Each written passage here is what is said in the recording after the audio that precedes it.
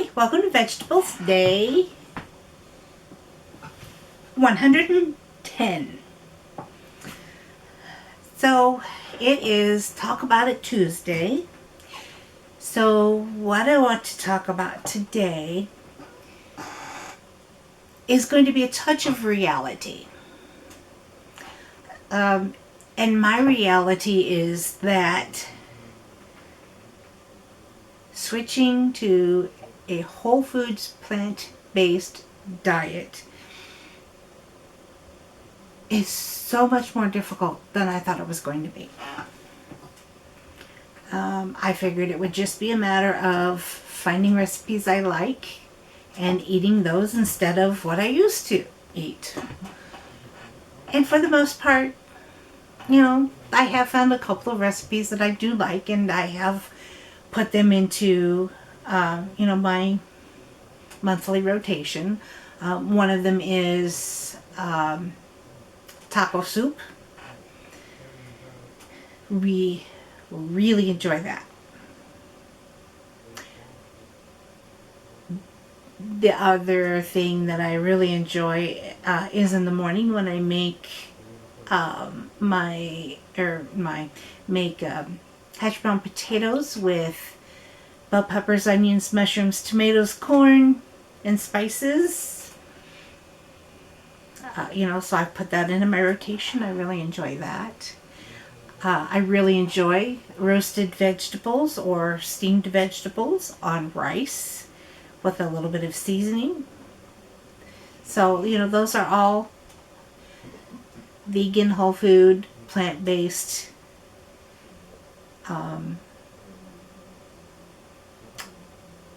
food items or recipes that I have made a regular part of my diet. But that's about where it's in. That's about where it's ended so far, or that's about as far as it's gone for so far. I have watched countless presentations and videos and movies and YouTube channels. I've read book after book after book after book. And a lot of them all talk about, how easy it is. Let's just don't eat the meat. Don't eat the sugar. Don't eat the fat. Don't eat all the salt. Don't eat fast food. Well, in case you haven't noticed, I haven't figured out from my previous videos, we all know how addicted to McDonald's I am. McDonald's.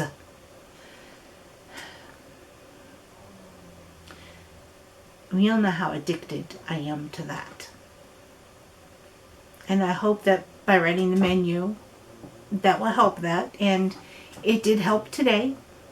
I did follow it for the most part. But then I also had a bunch of pitfalls. When I, watch these videos and try to get motivated by other people who have adopted this lifestyle, they make it sound like it's easy. I almost feel deceived. I almost feel deceived because it's not easy.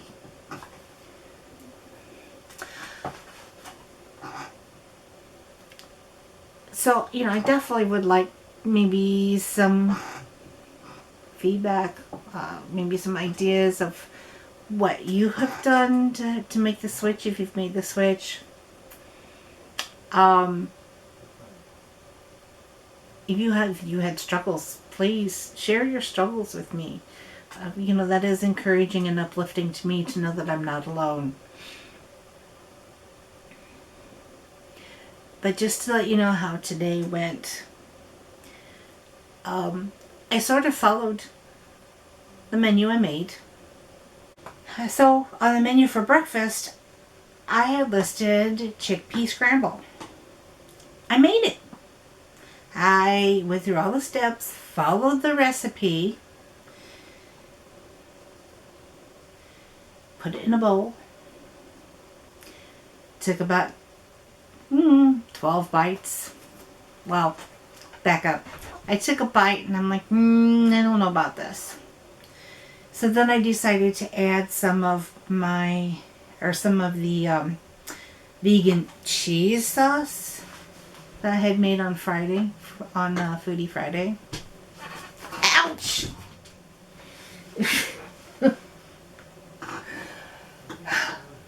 That was Alexander. He decided to put his claws in me. So, at any rate,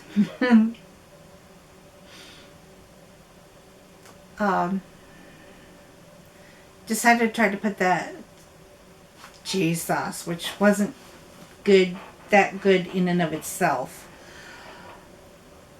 Decided to put that on it to see if that might help. No, it made it worse. Usually if I make a dish and I don't really care for it, I'll still eat it. It'll just be, okay, well, nope, don't like this one. I just won't make it again. I couldn't finish it. I took, maybe 10, 12 bites and I'm like, I can't do it. It was awful. Sorry, Cyrus and Robbie from Mastering Diabetes. It's one of their recipes. It was just disgusting. And Scott made the comment, that must be pretty bad, because you can usually eat what you make. Granted, I didn't put the lemon juice on it because I can't have the lemon juice. But I highly doubt that would have made that much difference. I mean, I have a chickpea scramble on the menu again. So I will probably try another recipe to see if it's a little better, but I don't think so. I mean, one of the steps said that you're supposed to use a fork to mash some of the chickpeas, but leave some of them whole. Well, I couldn't do anything with a fork. I mean, maybe I should have heated them in the microwave or something, because I tried to cook them and that didn't work with a fork. So I then tried, okay, well, let's use our potato masher. I have the, round one that's got the little round squares. It's like round like this big, and then on the end of it, each little, is a grid of little squares. I used that. And the only thing that really seemed to happen is the skins fell off. They were still kind of whole. So maybe if I would have steamed them or cooked them a little bit more. I mean, they're canned, so they're supposed to be cooked. But maybe if they were warmed up first. I mean, because when I put it on once you make the scramble, you're supposed to put on a bed of greens. And the dish itself was hot enough that when I mixed it in with the greens wilted a little bit. But maybe the chickpeas should have been heated all the way through. I don't know. I won't eat it again. It was too peppery. There wasn't hardly any seasoning. So, no. Sorry. No. But that's kind of where I feel deceived, because they say it's so easy, and it's not. It is hard. And, when I run into a dish like that is just awful, it makes it even harder, because then when I want something to eat, I'm very much less motivated to try another new recipe. I'd rather fall back onto my good old standards of food that I like and enjoy. So, when I couldn't eat my breakfast, instead of making oatmeal, I didn't want to make the hash browns with veggies, because that takes a while, and I had already taken almost an hour to cook that one. I could have made oatmeal in 3 or 4 minutes, but no. I had my last Jimmy Dean Delight breakfast sandwich. It's the English muffin with Canadian bacon, egg whites, and cheese. And 2 toaster strudels. Toaster strudels have been in my my freezer for months. I got them as a alternate to Pop-Tarts for my grandson. But he hasn't eaten them. I guess he didn't like them or something. I don't know. Probably because they had pink frosting. I don't know. So I decided to have a couple of them today. Yeah.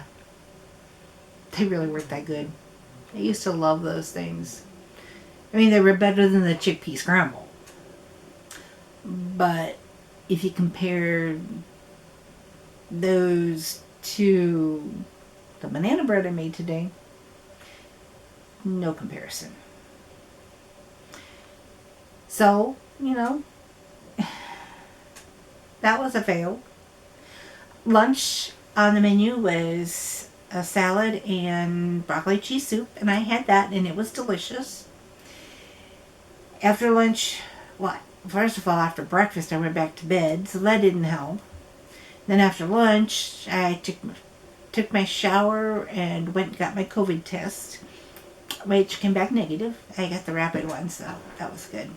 And I figured it was going to be negative because, 2 days ago, when I made the appointment, actually I made the appointment yesterday morning, I believe. I was having, a headache and sore throat, and my throat was all red, but I'm fine this morning. So, probably just allergies. So at any rate, when I came home, after I got the test, I came home and I made banana bread. Grandson's been asking for banana bread, so I made that. And then I made dinner. Well, while I was making the banana bread, my grandson was hungry.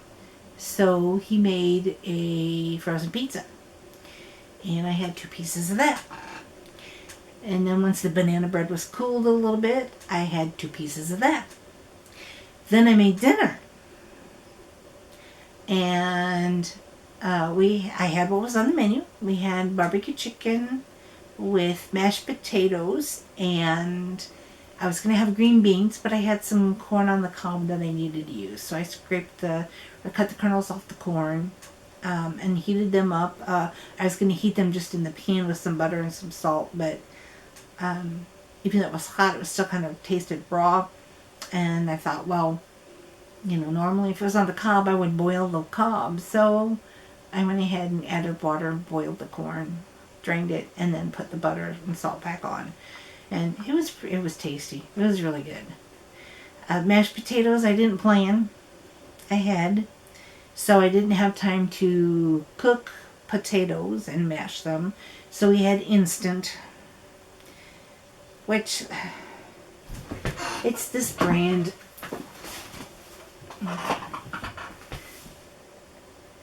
And it's got crap in it. I mean, it's mostly potatoes, but it has monoglyceride as an emulsifier and preservative of sodium acid, pyrophosphate, sodium bisulfite, citric acid, and mixed cufferols. Whatever all that is. Because it's got citric acid. Why has it got citric acid?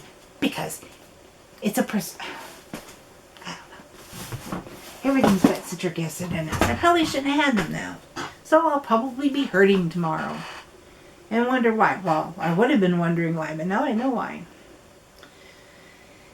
But the barbecue chicken, I make in the Instant Pot. And see, that's another recipe that we found that we just absolutely love. And we've added that to our rotation on a monthly basis. Usually I have it once or twice a month. Which, if I only had chicken once or twice a month, that's not a problem. The problem is that, the way that the American standard American diet goes now, you have some kind of, meat with every meal.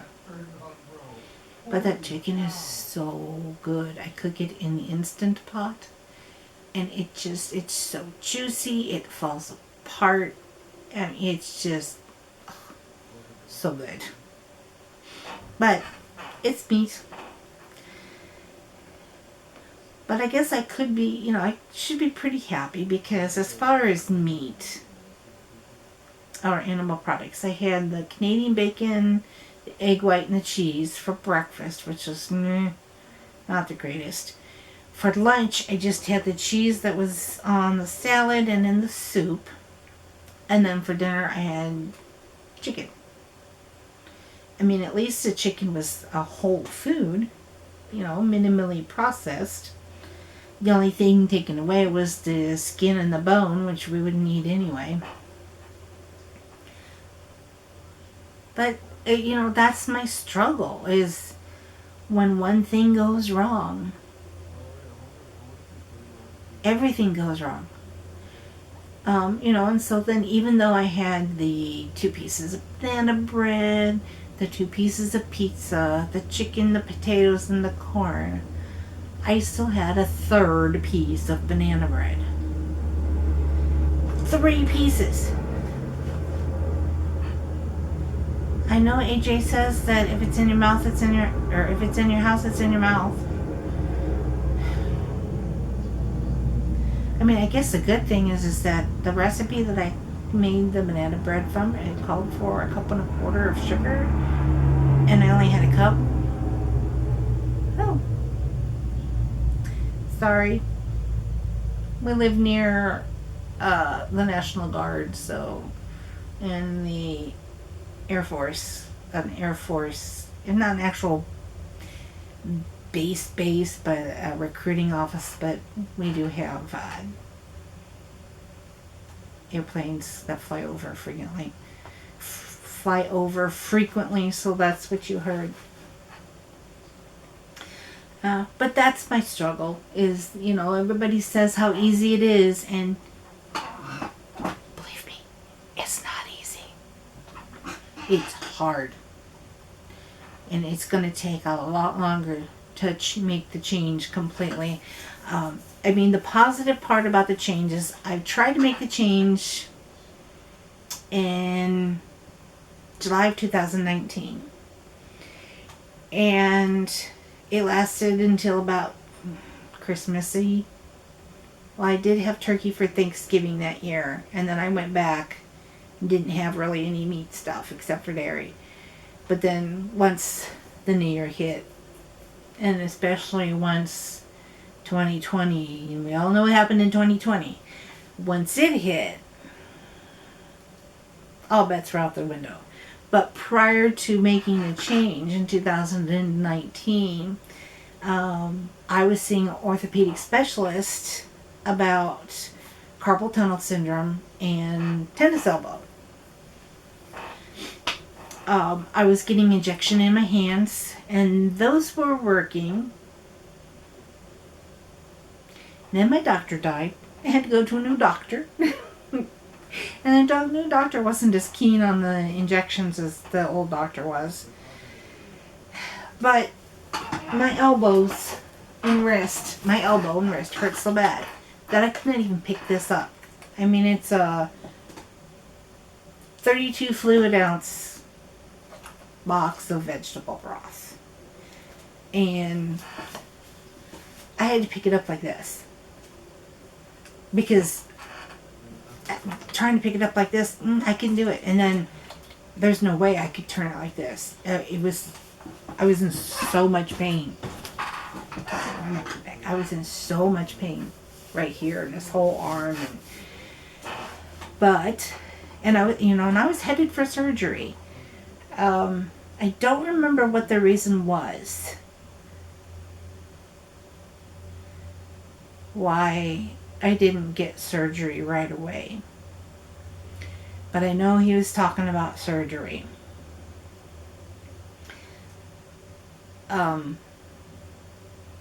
then I changed my diet and I started incorporating a lot more fruits and vegetables and eliminating most, if not all, of the muscle the muscle meat. And within, I want to say, a month of doing that, the pain was gone. I'm like, this is incredible.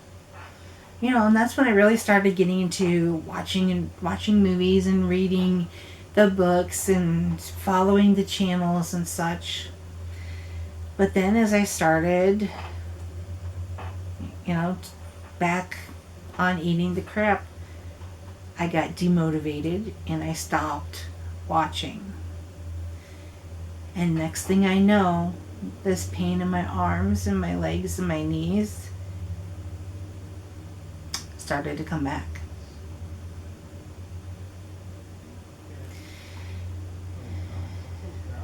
But now that I have, so I kind of, at the beginning of the year, everybody makes that New Year's resolution, though they're going to change the way they eat, they're going to lose weight. Made the commitment to myself that I was going to make the video every day. And that has helped, because it has motivated me a little bit more to get back to trying to make the switch of not eating the like the chicken, the fish, the beef, the pork. Well, I never ate fish much at all, and I never really ate pork that much. But, definitely incorporating a lot more fruits and vegetables in my diet, eating more salads, having more meals without animal-based ingredients or foods in it.